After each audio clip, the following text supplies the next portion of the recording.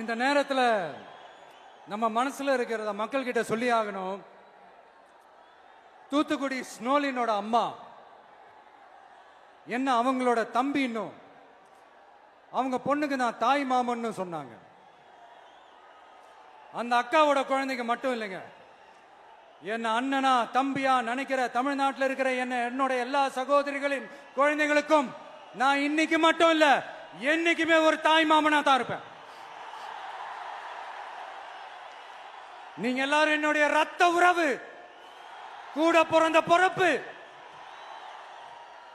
என் வீட்டு ரேஷன் கார்டுல வேணா உங்க பேர் இல்லாம இருக்கலாம், உங்க வீட்டு ரேஷன் கார்டுல வேணா என் பேர் இல்லாம இருக்கலாம். ஆனா நாம் எல்லாரும் ஒண்ணுதான், உறவுதான். நமக்கு இடையே எந்த அரசியலும் உள்ள நுழையவே முடியாது. என்கிட்ட இருந்து உங்களையும், உங்ககிட்ட இருந்து என்னையும் எந்த சக்தியாலும் பிரிக்கவே முடியாது.